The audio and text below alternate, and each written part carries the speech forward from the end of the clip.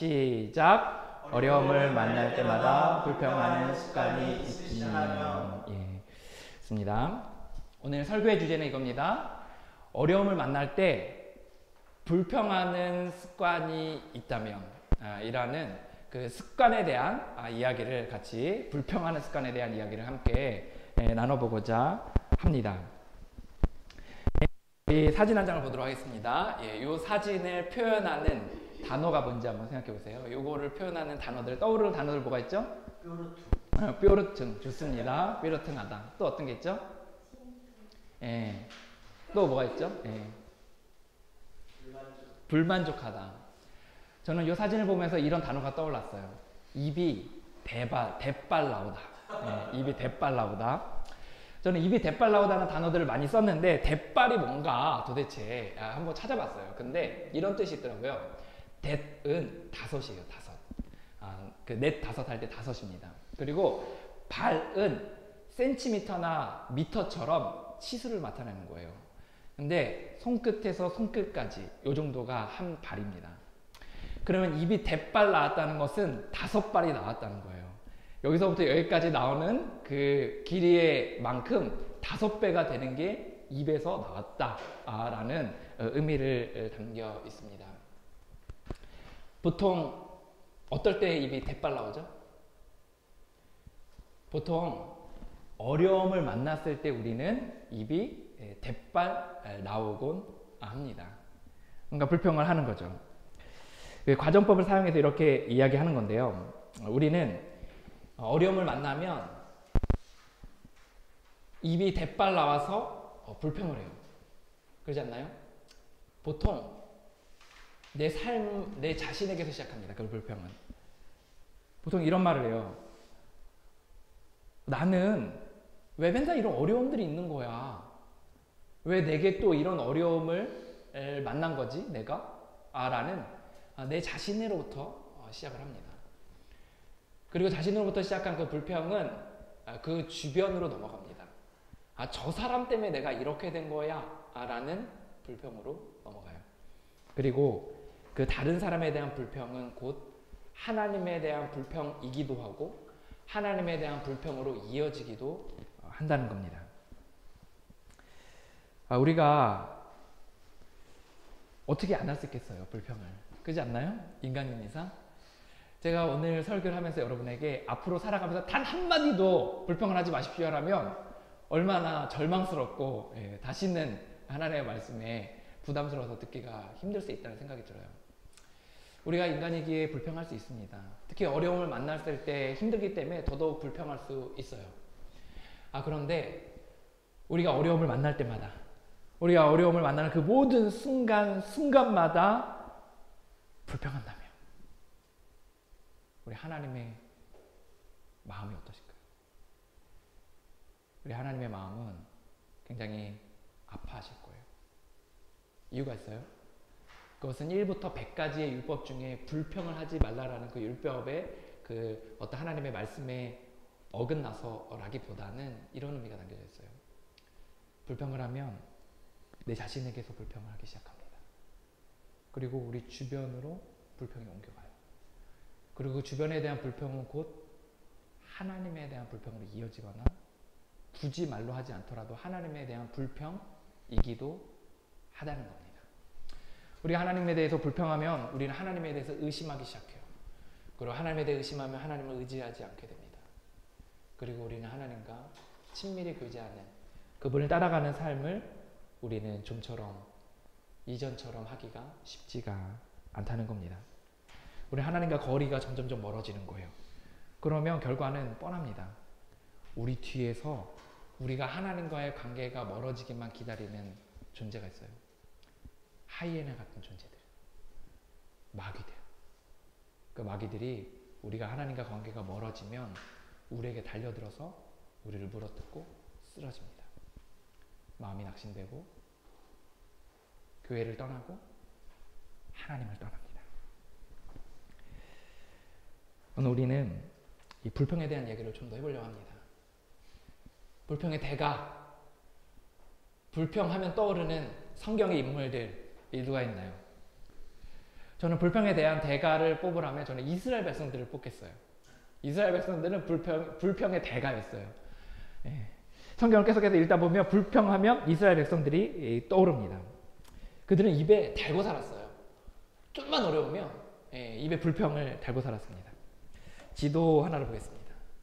이 지도는 이스라엘 백성들이 이 애굽에서 이 요단강 서편의 이 가나안까지로 들어가는 진로입니다. 하나님께서는 시내산의 꼭지점을 통해서 가데스 바네아를 지나 모압 평지에서 가나안으로 들어가게 합니다. 우리는 성경의 오늘 본문의 앞부분과 뒷부분을 이렇게 살펴보다 보면 세 군데 지역에 공통점이 있는 걸 볼 수 있어요. 세 군데는 어디냐면 첫 번째는 이 비하히롯. 이 비하히롯은 여기 바로 이 홍해의 바로 앞부분을 말합니다. 두 번째, 이 신광야라는 이 지역이 있어요. 그리고 세 번째 오늘 본문에 르비딤이라는 지역이 나옵니다. 이 세 가지 지역에서의 공통점은 뭔지 아세요? 그것은 어려움을 만났습니다. 이들이 어려운 가운데서 이 비하히롯이라는 이 지역에서는 어떤 일이 있었냐면 이 홍해 바다가 그 길 앞에 놓여지는 거예요. 그래서 앞으로 더 이상 나아갈 수 없는 상황이 처해집니다. 그리고 애국 군대가 뒤에서 막 추격을 해 들어오는 거예요. 이 신광야에서는 이들이 먹을 것이 없게 돼요. 그래서 이제 자기 처자식과 그리고 가축들이 죽게 되는 상황에 처해지는 겁니다. 세 번째, 이 르비딤이라는 지역에서는 마실 물이 없게 돼요. 그들이 안 찾은 게 아니에요. 그들이 물을 찾았어요. 그런데 그 물을 찾지 못했습니다. 생각해 보세요. 그들이 광야를 지나가고 있는데 근데 갑자기 눈앞에 홍해 바다가 생겨서 더 이상 어떻게 가야 될지 모르고 뒤에서는 애국 군대가 쫓아온다면 그리고 이 신광야에서 먹을 것이 없고 또 르비딤에서 마실 물이 없을 때 이들이 그 어려운 가운데 당황했다는 거예요. 그들이 당황하는 가운데서 했던 것은 무엇이냐면 이 어려움을 만났을 때 그들은 불평했습니다. 그런데 정말 신기하게 이들은 이 세 가지 지역에서 모두 비슷한 말을 했어요. 이런 말들을 했습니다. 볼까요? 거기서 백성이 목을 말라 물을 찾음에 그들이 목생에 대하여 원망하여 이르되 당신이 어찌하여 우리를 애굽에서 인도해 내어서 우리와 우리 자녀와 우리 가축이 목말라 죽게 하느냐라고 이야기했어요. 두 번째, 14장 11절을 한번 읽어볼까요? 읽습니다. 시작! 그들이 또 모세에게 이르되 애굽에 매장지가 없어서 당신이 우리를 이끌어내어 이 광야에서 죽게 하느냐 어찌하여 당신이 우리를 애굽에서 이끌어내어 우리에게 이같이 하느냐. 그들 이 두 번째 장소 신광야에서도 그들은 죽게 하느냐라고 하면서 모세를 향해 원망하고 불평하고 있습니다. 세 번째 말씀 같이 읽겠습니다. 읽습니다. 시작. 예, 이 말씀 읽겠습니다. 우리가 애굽 땅에서 우리 가나안에 앉아있던 때와 떡을 배불리고 먹던 때에 여호와의 손에 죽었더라 하면 좋았을 것을 너희가 이 광야로 우리를 인도해내어 이 온 회중이 죽여 죽게 하는구나. 예, 이 말씀을 이 세 가지 말씀들을 계속해서 이들이 불평하고 있다는 겁니다. 이들의 이 이야기에서 분명히 그들은 어려움을 만났어요. 그리고 죽을 것 같았습니다. 그러자 그는 늘 하던 그 습관대로 이야기했어요. 모세에게 찾아가고 또 자신의 처지들을 한탄해하면서 너희가 나를 죽게 하였도다라고 모세를 원망하였고 자신에 대해서 우리는 왜 이런 모양이냐라고 불평했습니다. 그건 또한 하나님에 대한 불평이기도 했다는 거예요. 그들은 주저앉아서 불평했어요. 그리고 불평하는 사이에 어떤 일이 벌어졌냐면 하나님의 음성을 듣기를 멈췄어요. 그리고 하나님을 따라가기를 멈추고 시간을 허비했다는 겁니다. 우리는 여기서 질문하게 돼요. 왜 이스라엘 백성들은 불평했을까요? 왜 이스라엘 백성들은 어려움을 만나기만 하면 불평했을까요? 왜 그 어려움 속에서 하나님과 사귀어가면서 그 문제를 하나님과 함께 풀어볼 생각을 먼저 하지 않았을까요? 이유가 있어요. 그 이유 뭐냐면 이스라엘 백성들은 어려움이 없을 줄 알았어요. 그들은 하나님에게 자신의 인생을 드리고 그리고 그분의 음성을 듣고 그분을 성실하게 따라가다 보면 그들은 자신의 삶에 어떠한 어려움도 없을 거라고 생각했습니다. 늘 먹을 것이 있을 줄 알았어요. 언제라도 마실 물이 있을 줄 알았습니다. 그들은 쉴 만한 잠자리가 준비되어 있을 줄 알았어요. 추격하는 적도 없고 더 이상 앞길을 가로막는 그 무엇도 없을 줄 알았습니다. 지금으로 치면 이렇게 이야기할 수 있어요. 늘 집에 돈이 있을 줄 알았어요. 늘 잘 잠자리가 있는 집이 있는 줄 알았어요.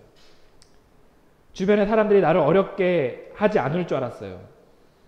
내가 주님만 따라가면 내가 무엇을 해야 될지 내 앞날이 선명해질 거라고 생각을 했습니다. 그런데 이스라엘 백성들이 그랬습니까? 아니에요.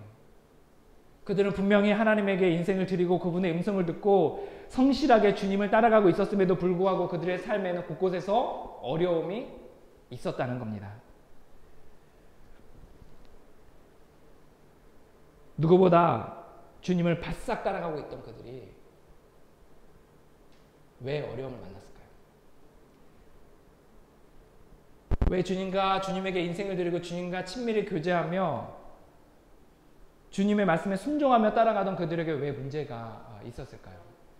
크게 세 가지 정도로 그 문제의 이유들을 이야기할 수 있습니다. 우리 삶 가운데 있는 어려움, 또 이스라엘 백성들의 그 문제들에 대한 이야기들을 할 때 그 어려움의 첫 번째 이유는 이런 겁니다. 훈련 때문이에요. 하나님은 이스라엘 백성들을 훈련시키셨습니다. 그런데 그들의 믿음이 어땠죠? 그들의 믿음은 약했어요. 그들이 살아가야 될 가나안은 어떤 곳입니까? 하나님이 있다고 인정하지 않는 분들이에요. 사람들이에요. 그리고 우상을 섬기는 사람들입니다. 그들은 그 가나안 땅의 한가운데 들어가서 하나님을 예배하며 하나님의 말씀에 순종하며 살아가야 되는 사람입니다. 그런데 지금 어떻죠? 믿음이 없어요. 그리고 어려움은 때론 우리의 믿음을 훌쩍 성장하게 한다는 겁니다. 하나님께서는 이 훈련 때문에 때론 우리의 믿음을 훈련시키기 위해서 우리에게 때론 어려움을 주신다는 거예요. 그건 우리를 괴롭히시려는 의도가 아니라 세상에서 살아남도록 하시기 위한 조치라는 겁니다. 어려움의 또 다른 이유가 있어요. 그거는 테스트 때문입니다. 출애굽기 15장 25절에 보면 이런 말씀이 있어요. 그 어려움들 중에서 그 어려움이 그들 가운데 있었는데 이렇게 말씀하십니다. 하나님이 법도와 율례를 정하시고 그들을 시험하실세라고 말씀하셨어요. 무슨 말이냐면 하나님께서는 그들을 시시로 테스트하고 측정하셨다는 거예요. 뭘 측정하냐면 그들의 믿음이 어느 정도인지, 그들이 나를 정말 믿고 따르고 있는지, 정말 나를 따를 만한 믿음이 있는지를 여러 테스트들을 통해서 그들에게 측정하셨다는 겁니다. 왜 테스트하셨냐? 하나님께서는 그들을 계속해서 이끌어 가셔야 돼요. 근데 그들의 그 믿음의 정도에 따라 믿음이 너무 약한데 굉장히 큰 그런 믿음의 수준을 요구하는 길을 가도록 할 수 없다는 거예요. 믿음이 약하면 약한 대로, 강하면 좀 강한 대로 그들의 길을 인도하시기 위해 하나님께서는 그들의 믿음을 테스트하셨습니다. 그래도 고난이 그들 가운데 있었다는 거예요. 어려움이 있는 또 다른 세 번째 이유가 있습니다. 그것은 타락한 세상 때문입니다. 이 세상이 타락했기 때문입니다. 그들이 하나님을 따라 하나님에게 인생을 드리고 하나님과 친밀히 교제하며 하나님의 말씀에 순종한다고 해서, 그래서 애굽을 떠났다고 해서 하루아침에 그들이 천국으로 뿅 하고 이동하는 게 아닌 거예요. 그들은 여전히 죄로 말미암아 타락한 사람들과 땅과 세상 가운데서 살아갈 수밖에 없다는 겁니다. 타락한 마음을 가진 바로가 그들을 쫓을 수밖에 없었고, 그리고 인간이 관리를 잘 못한 그 땅이 광야로 바뀌어서 마실 물이 없을 수밖에 없었을 뿐만 아니라 먹을 음식이 없었다는 겁니다. 그들은 늙고 그들은 죽을 수밖에 없었습니다. 하나님은 이 타락한 세상을 완전하게 하시고자 지금도 부지런히 일하세요. 하나님께서 온 열방을 훑으시고 그 가운데 하나님을 예배하는 자들을 택하셔서 그들을 세계 곳곳에 보내고 계시고 그들을 사용하고 계십니다. 그리고 언젠가 이 세상은 타락한 세상이 아니라 완전한 세상으로 바뀔 것입니다. 하지만 지금은 아니에요. 지금 여전히 죄로 인해서 타락한 사람과 타락한 세상 가운데서 우리가 살아갈 수밖에 없다는 겁니다. 우리가 주님에게 인생을 드리고 주님을 따라가더라도 우리는 여전히 타락한 세상 가운데 있기 때문에 우리는 삶 가운데 어려움이 있을 수밖에 없다는 겁니다. 우리의 삶 가운데 고난이 있다는 거예요. 때로 우리의 연약함 때문에 고난이 오기도 합니다. 우리의 게으름 때문에, 우리의 연약함 때문에 치명적인 약점들로 말미암아 어려움이 오기도 한다는 거예요. 우리가 하나님의 백성이 된다고 해서 하루아침에 순도 99%의 하나님의 백성으로 완전히 하루아침에 바뀔 수 있지 못합니다. 우리는 점점 나아지기는 할 겁니다. 하지만 여전히 부족하고 그리고 부족함을 가지고 이 땅 가운데 살아갈 수밖에 없다는 거예요. 우리 부족하기 우린 때론 게으르고 우린 부족하기 때문에 때론 실수하고 우린 부족하기 때문에 때론 넘어져서 우리의 삶에 고난이 옵니다. 여기서 기억해야 될 게 뭐죠? 여기서 기억해야 될 거 하나님께 인생을 드리더라도 하나님의 음성을 진지하게 듣고 그분을 바싹 따라가더라도 우리의 삶에 어려움이 없어지는 건 아니라는 거예요. 훈련 때문에, 때론 테스트 때문에, 때론 타락한 이 세상 때문에, 때론 우리의 연약함 때문에 우리의 삶에는 여전히 어려움이 있습니다. 왜 이스라엘 백성들이 어려움만 만나면 정말 판에 박힌 듯한 똑같은 용어로 그들은 불평을 했을까요? 이스라엘 백성들은 하나님을 따라가면, 하나님에게 인생을 드린다면 자신의 삶에는 어려움이 없을 거라고 생각했기 때문입니다. 성경을 관통하는 큰 줄기가 있어요. 성경을 관통하는 큰 줄기는 뭐냐면 이런 겁니다. 우리가 주님에게 인생을 드리고 주님의 음성에 귀를 기울이고 주님을 따라가면 우리의 삶에 극도의 만족스러운 삶을 살 수 있게 된다는 거예요. 이건 진리입니다. 이건 복음이에요. 그런데 우리가 주님을 따라가고 주님에게 인생을 드렸다고 해서 그리고 우리가 만족스러운 삶을 산다고 해서 우리의 삶에 어려움이 없다는 뜻은 아닙니다.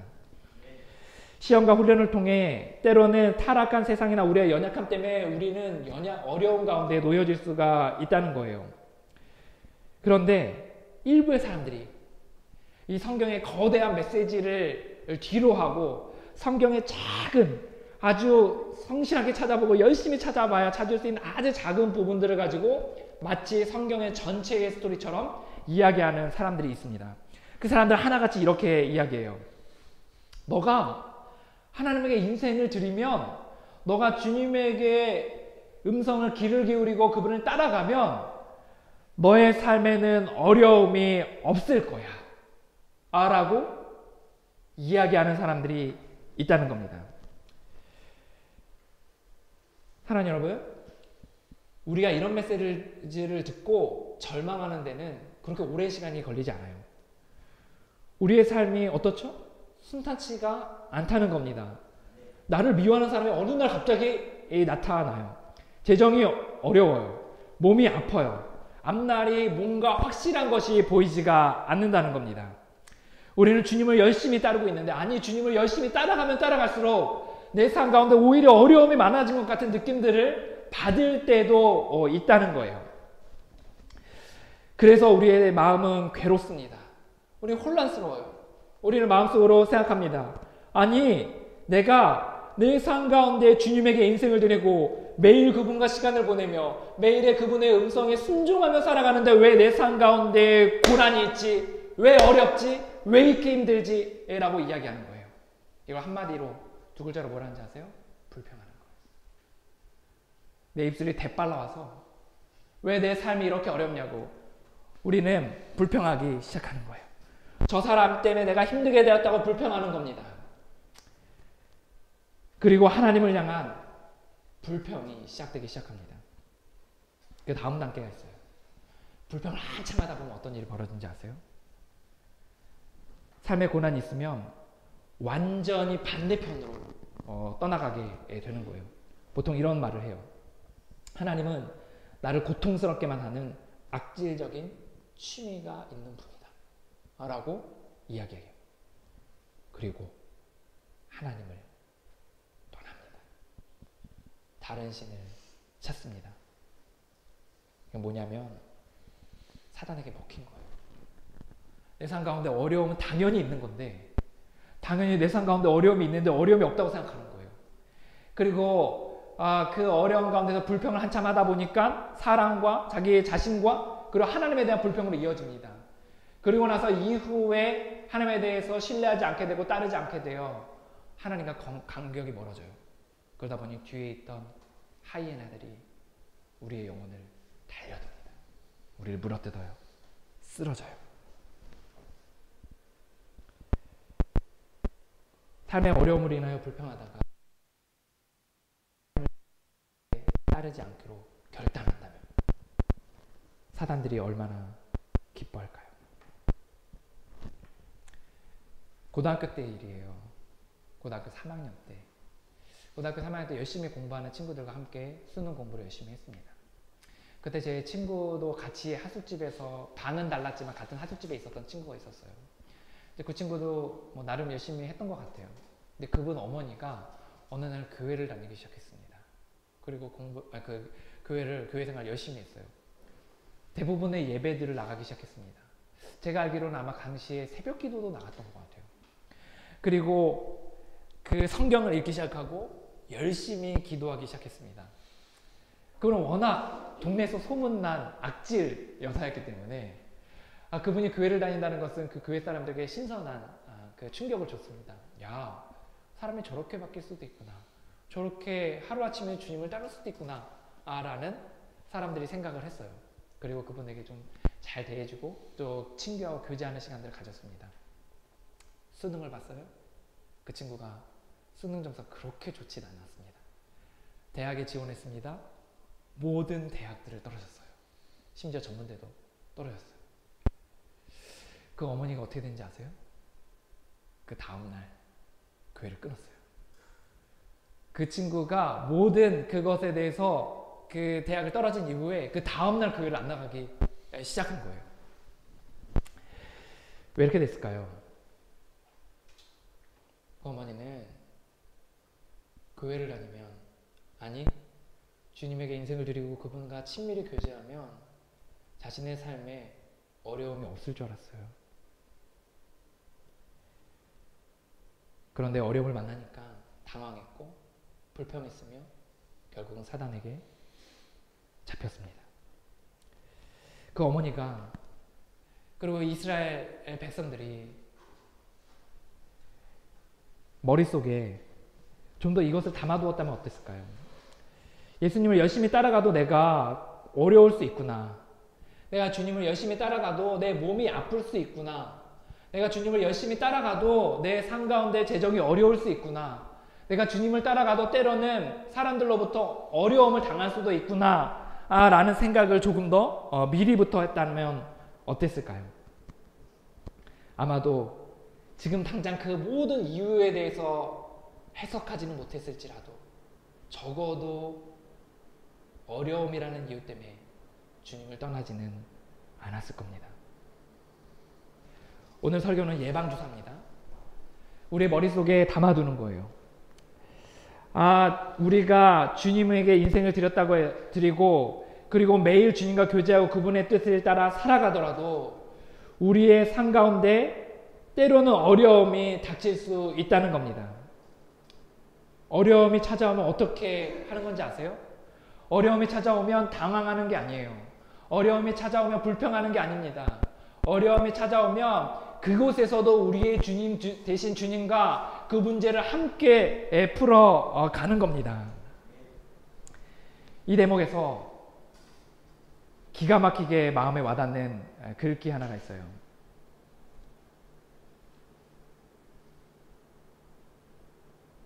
그리고 받아들임이 오늘 나의 모든 문제 해결책이다. 나의 평온함이 깨졌을 때 그것은 내가 어떤 사람, 장소, 일 혹은 상황, 내 인생의 어떤 사실이 내게 용납될 수 없음을 발견했기 때문이고, 내가 그런 사람, 장소, 일 혹은 상황을 아마도 이 순간에는 그래야만 할 것이라고 있는 그대로 받아들일 수 있을 때까지 나는 나의 그 어떤 평온함도 찾을 수 없었다. 신의 세상에서는 결코 어떤 일도 실수로 일어나지는 않는다. 내가 나의 문제를 받아들일 수 있을 때까지 나는 맑은 정신을 유지할 수 없었고, 내가 인생을 인생이라는 관점에서 그대로 받아들일 수 있을 때까지 나는 행복할 수 없었다. 사랑하는 여러분, 고난이 오면 어떻게 하는 거라고요? 당황하지 않는 거예요. 고난이 오면 어떻게 하는 거라고요? 우리의 삶의 일부분으로 받아들이는 겁니다. 고난이 오면 어떻게 하는 거라고요? 그곳에서 우리의 주인 되신 주님과 교제하며 그 문제들을 풀어가는 겁니다. 사랑하는 오두막교회 성도 여러분, 기억하십시오. 고난이 옵니다. 마음을 단단히 먹으십시오. 기도하겠습니다. 예, 우리 시간에 함께 기도할 것은 말씀을 들으면서 여러분 마음 가운데 하나님께서 말씀하신 내용들이 있을 것입니다. 저는 그 내용을 모르지만 주님께서 여러분에게 밝혀주실 것입니다. 때로는 위로의 말씀일 수도 있고, 때로는 결단의 말씀도 있고, 때로는 하나님께서 여러분만 아는 그 이야기를 마음 가운데 주실 것입니다. 우리 시간에 그 마음들을 살피고